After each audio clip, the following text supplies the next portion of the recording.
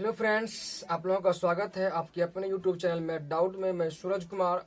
आज मैं आप लोगों को कुछ विशिष्ट कोणों के त्रिकोणमितीय अनुपातों को आज हम ज्यामिति की मदद से निकालने के लिए बताएंगे।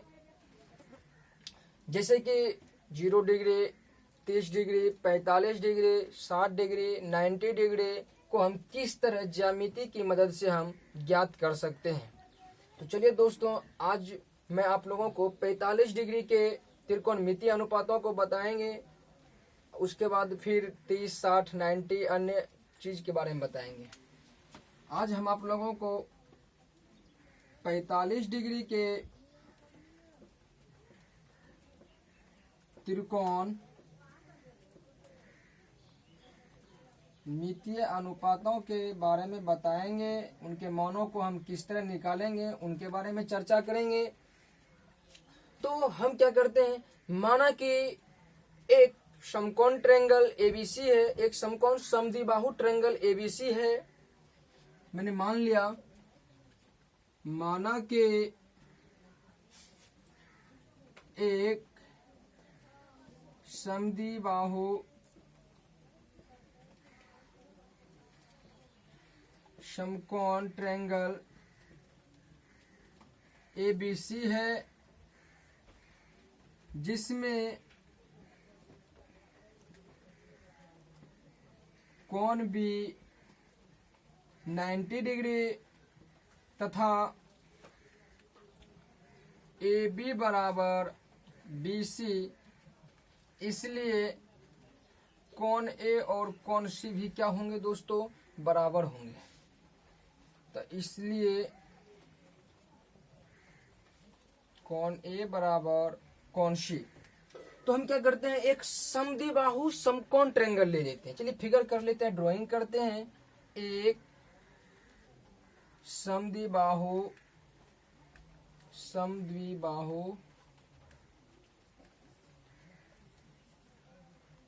मैंने क्या किया, ए बी सी एक समकोण ट्रायंगल लिया।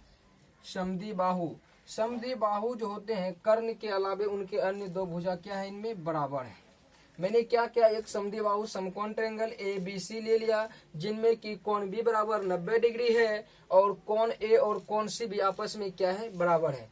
यदि कोण A का मान 45 हो रहा है, यदि नहीं दिया भी हुआ है कि 45 डिग्री के त्रिकोणमितीय अनुपातों का मान निकालना है, अर्थात हम न्यून कोण के रिप्लेस में 45 डिग्री को पुट कर सकते हैं।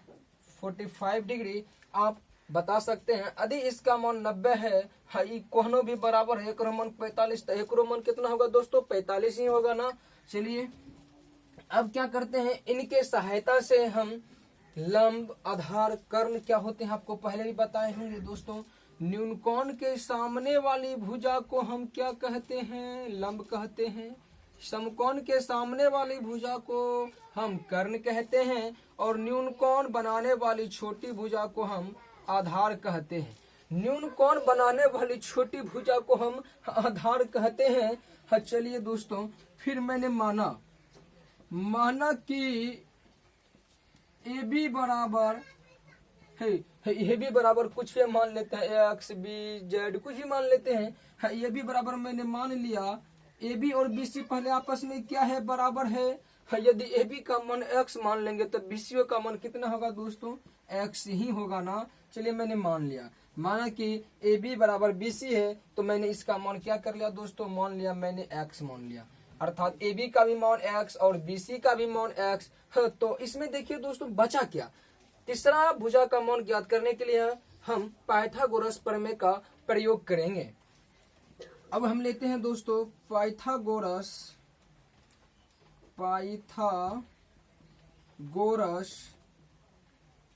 प्रमेय से पता है आप लोगों को भी क्या होता है, कर्ण का स्क्वायर बराबर लंब का स्क्वायर प्लस आधार का स्क्वायर। अर्थात पाइथागोरस प्रमेय में इस बात का चिह्न करवाया गया है कि यदि कर्ण का जो वर्ग होते हैं वो अन्य दो भुजाओं के वर्गों के योग के बराबर होते हैं।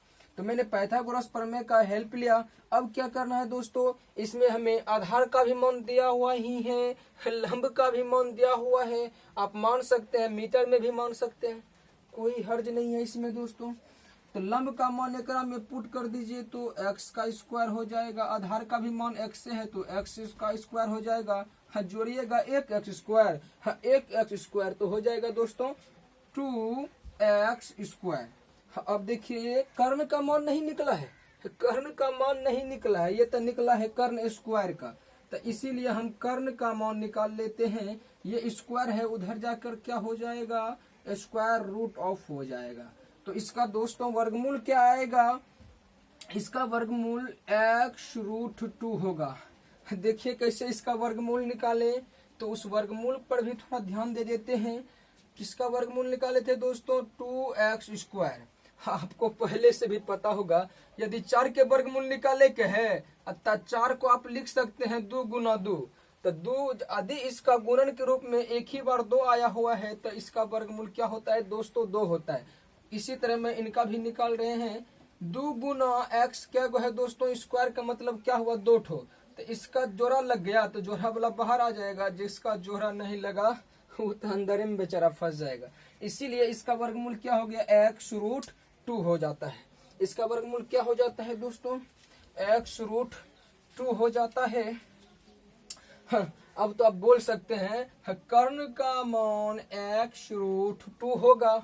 हाँ, कर्ण का मान कितना होगा, x√2 होगा ना। देखिए बहुत इजी है, थोड़ा सा ही आप लोगों को ध्यान देना है, थोड़ा सा भी ध्यान देते हैं तो आप स्वतः भी 45 डिग्री के न्यून कोण 45 डिग्री के त्रिकोणमितीय अनुपातों को आप ज्यामिति की सहायता से ज्ञात कर सकते हैं। मैंने तो कुछ नहीं किया, एक समकोण समद्विबाहु त्रिभुज लिया, एबीसी लिया, समकोण समद्विबाहु है तो उनकी दो भुजाएं क्या होती है, समद्विबाहु का मतलब तो आप लोगों को पहले से पता होगा, समद्विबाहु, सम न बराबर, द्वि मतलब दो होता है, बाहु अर्थ भुजा, अर्थात वैसे ट्रायंगल जिनकी दो भुजाएं आपस में क्या हो, बराबर हो, समद्विबाहु कहा जाता है।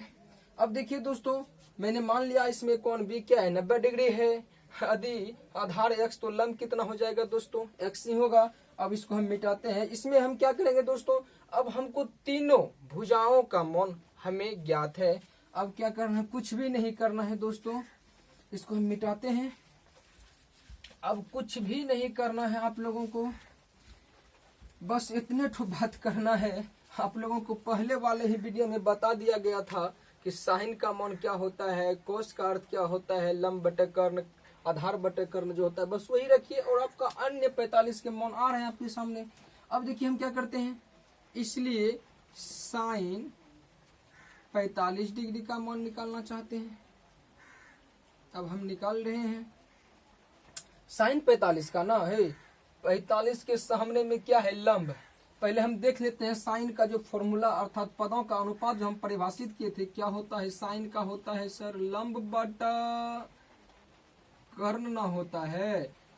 बात करते हैं, इसका लंब कितना हो जाएगा x, कर्ण कितना हो जाता है x√2 न हो जाता है, तो x कटेगा तब बचेगा कौन चीज, x1 बटा √2 न बच जाएगा। तो देखिए एगो का मान आ गया, साइन 45 का मान 1 बटा √2 आपके सामने आ गया। आप देख भी सकते हैं साइन 45 का मान जो होता है 1 बटा √2 ही होता है। अब चलिए इसी तरह से हम क्या करते हैं, कॉस 45 का भी मान निकाल लेते हैं। कॉस का क्या होता है, आधार बटा कर्ण ना होता है, आधार बटा कर्ण। तो दोस्तों इसमें देख सकते हैं आप, आधार का मान कितना दिया गया है, x दिया गया है, कर्ण का मान क्या है, x बटा √2 है, सॉरी x बटा नहीं x√2 है, x कैंसिल तो 1 बटा √2 आएगा। आप देखिएगा गौर से, cos 45 का भी मान 1 बटा √2 ही आता है। अब देखते हैं दोस्तों, tan 45 बराबर क्या होता है, लंब बटा आधार होता है, लंब बटा आधार। तो लंब कितना है x, आधार कितना है x, कट जाएगा, हाँ तब बचेगा एक के ना बचेगा। इसी तरह से कोट 45 का भी आप मान निकाल लीजिए। कोट का क्या होता है, आधार बटा लंब होता है, आधार का मान x, लंब का भी मान x, चित्र से ले रहे हैं तो कैंसिल होकर कितना देगा दोस्तों, एक ही देगा। सेक 45 ले लेते हैं। सेक 45 का होता है कर्ण बटा आधार। कर्ण कितना है दोस्तों, x√2 है। आधार कितना है, x है, तो कैंसिल हो जाएगा, x कैंसिल हो जाएगा, तब बचेगा कौन सी, √2 है ना बचेगा। इसका हो गया √2। सेक के बाद क्या होता है, कोसेक 45 डिग्री। तो कोसेक 45 का भी होता है दोस्तों कर्ण बटा लंब। कर्ण कितना है दोस्तों, x√2 है, x√2 अपॉन x कैंसिल, बचेगा क्या दोस्तों, √2। आप लोगों को जिस दिन हम बताए होंगे कुछ विशिष्ट कोणों के त्रिकोणमितीय अनुपातों के बारे में बताते होंगे, आप लोगों को बोले थे ना, ये बता नहीं रहे हैं, आपको हम सिखाएंगे किस तरह हम ज्यामिति के सहायता से हम किस तरह सब का मान 45 के अन्य ट्रायगोनोमेट्री का मान निकालेंगे। अब देखिए दोस्तों, आप देखिएगा गौर से, टेबल देखिएगा, एंगल का टेबल देखिएगा, tan 45 का कितना होता है 1, कोट का 45 कितना 1 ही होता है। हाँ, तो उम्मीद करते हैं दोस्तों ये आप लोगों को बहुत अच्छा लगा होगा। यदि अच्छा लगे तो दोस्तों के साथ शेयर करें, सब्सक्राइब करें और कमेंट्स करें। तो हम नेक्स्ट वीडियो लेके आते हैं फिर से दोस्तों, आप लोगों के लिए आएंगे, उसमें हम आप लोगों को बताएंगे 30 डिग्री और 60 डिग्री का मान कैसे ज्ञात किया जाता है। धन्यवाद।